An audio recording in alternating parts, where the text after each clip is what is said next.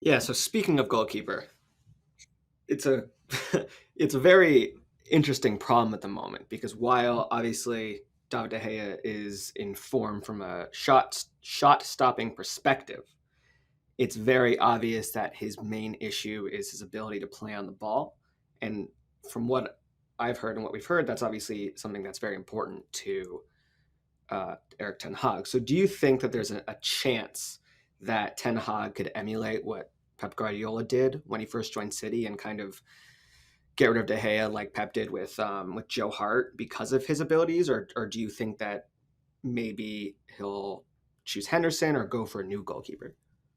I mean, I think that perfectly illustrates the issue that Ten Hag is going to have um, with that squad, and I'm sure that he's already looked at the squad in quite a lot of detail and figured out the changes that he wants to make. You know, David De Gea is a great goalkeeper in terms of shot stopping. Obviously, he's a little bit limited in the way that he distributes the ball and comes off his line and kind of sweeps up behind a high line if that's the way that you want to play. Um, my personal view is that the goalkeeper issue is something that maybe can wait. You know, they desperately need a central midfielder, particularly if Pogba's going to go. They desperately need a striker. I'm not sure that fans would be particularly happy if Ten Hag comes in and says to David De Gea, "Right, you're out. I'm going to spend a third of my budget on a new goalkeeper, but we're not going to sign a central midfielder and we're not going to sign a striker." I think a lot of fans would look at that and go, "I'm not sure that's the right thing to do."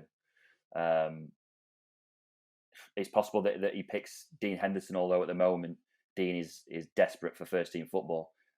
He is going to need an awful lot of uh, reassurance over the summer to stay at Old Trafford because he really wants to be in England's World Cup squad. Um, and the issue with Dean, again, perfectly illustrates the problem that United have got with a lot of different players in that he is well paid at Man United. He is probably one of the highest paid goalkeepers in the Premier League.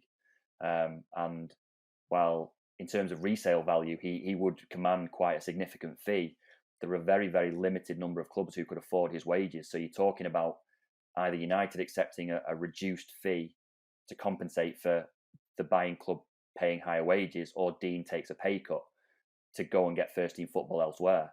And that's true of a lot of players. You know, Dean is in that boat. Eric Bailly is in that boat. Um, I mean, there are a number of Anthony Marshall is another one. Andreas Pereira is another one. Axel Tuanzebe is another one. You're talking about sort of five, six, seven players, um, and that's going to have a massive effect on Ten Hag's transfer budget because if you can get fees or significant fees for a couple of those, you're adding sort of 30, 40 million onto your budget, which is another world class player. If United can't shift those, it limits what you can do in the transfer market, and you know Eric Ten Hag will find himself behind the eight ball almost straight away. Um, it's become a massive, massive issue at United, their ability or their inability, sorry, to sell players, um, and it's something again will need rectified. I'm just not sure how you can do that because you look at someone like Anthony Marshall, who's been allowed to go on loan. It's not worked out. He's going to be back at Old Trafford in the summer.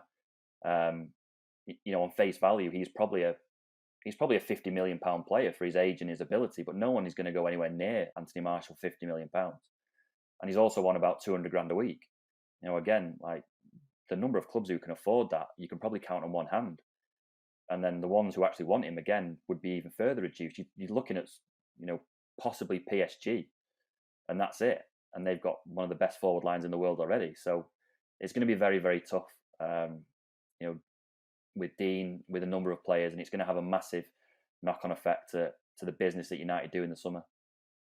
Yeah, for sure. There's a lot of problems with the outs and getting rid of them, and there's to some degree it's sort of like they do kind of need to cut their losses and just let them go for reduced fees instead of holding out, which they've done in the past, and say they're not going to be bullied. You had the situation with I think Romero a few years back where they were offered a good amount of money, 10, 15 million, and then he never played a single minute and left for free. And you've had that situation we hear with Jesse Lingard where they were offered a lot of money last summer, didn't accept it. Same in January, didn't accept it. Holding on for maybe better fees, but it just hasn't worked out and resulted in kind of the bloat you have now. And yeah, if you have five or six players and if you're getting less than you want, but you're adding 60, 70 million to the budget by doing so, then it's got to be worthwhile. You mentioned on wingers as well, and that's another area I imagine would be similar to, this subject of prioritizing. At striker, there's just Ronaldo. In the central midfield, it's obvious the missing players. At winger, you have Rashford, who we've talked about wanting to get him back in form, but then you've also got, Palestri, Amad Diallo. You've got the youth players, Garnacho, Hannibal.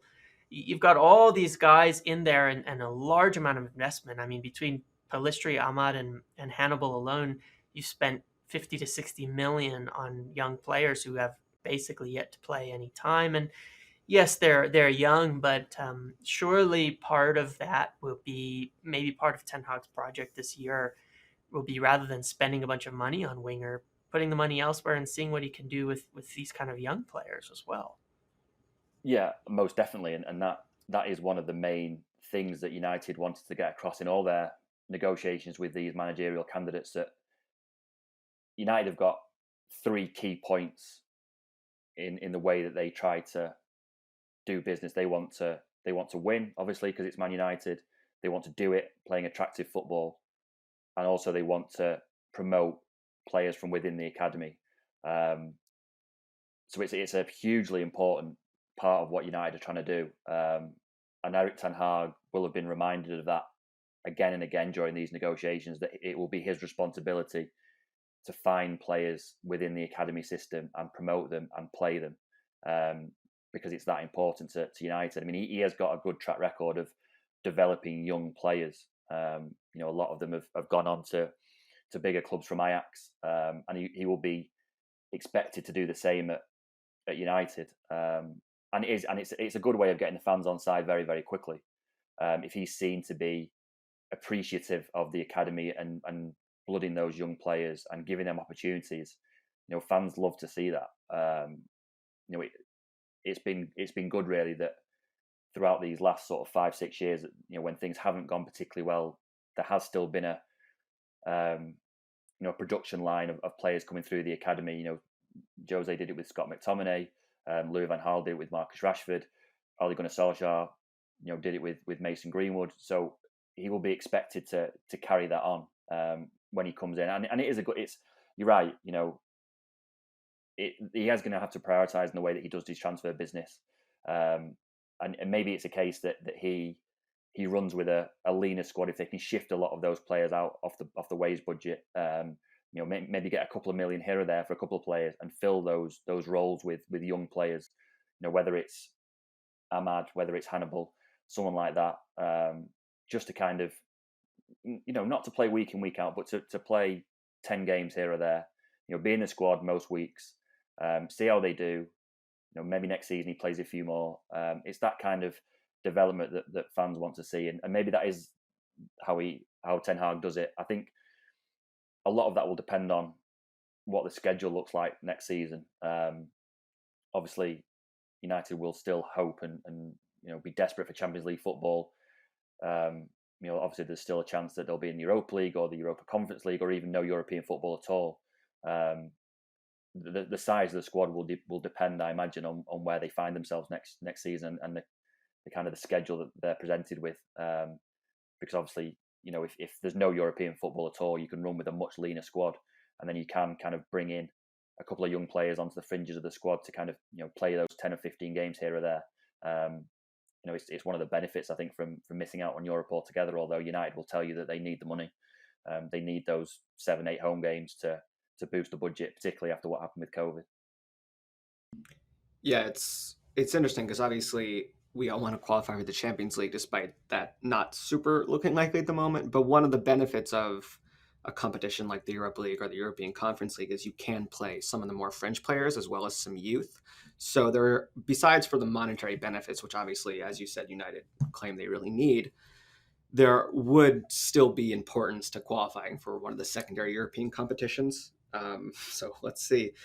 I'm curious because you mentioned a lot of some names for outs, but I was wondering if you had heard anything about any names that would surprise United fans that could possibly be sold or be leaving. I don't think I think I could name any member of the squad, and I don't think fans would be particularly surprised. I think you can make a case after this season for any of them to leave. It's been that bad.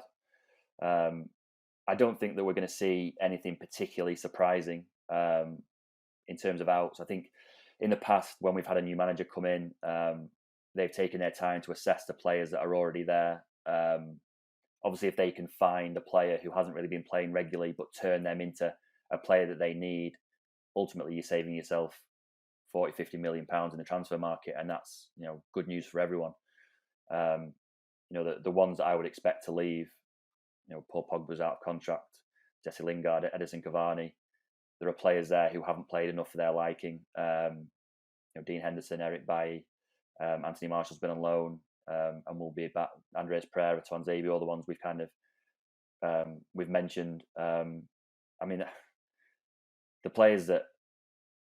I mean, there are players there like Wan-Bissaka, who I'm sure a lot of fans will think, he's just not good enough to play for United, and he's had a couple of seasons, and he's just not going to get any better now. He needs to leave, but again, that demonstrates that the problem that United have got with outgoings. Aaron is a £50 million fullback on a huge wage. Is anyone going to touch a deal like that right now? The answer is no. So either the options are that Ten Hag completely cuts him out of the squad if he doesn't fancy him and just says, look, you're not playing, or he tries to develop him, get him to a level that he feels is is necessary for the Premier League or the Champions League. I just think you can go through the whole squad and come up with issues with most of the players. And again, it's boring, but it's just the size of the task that Ten Hag faces. It's an absolutely massive, massive job, and I know there's been a lot of talk. Is it a risk for United to hire someone from Eredivisie who's never been in a top 5 league, and has he got experience managing a squad with such egos? It's also a massive risk for Ten Hag. This job hasn't worked out for managers with far better CVs than his. Louis van Gaal and Jose Mourinho at the time were among the best managers in the world, and it didn't work out. And that just shows you the scale of the task facing Ten Hag.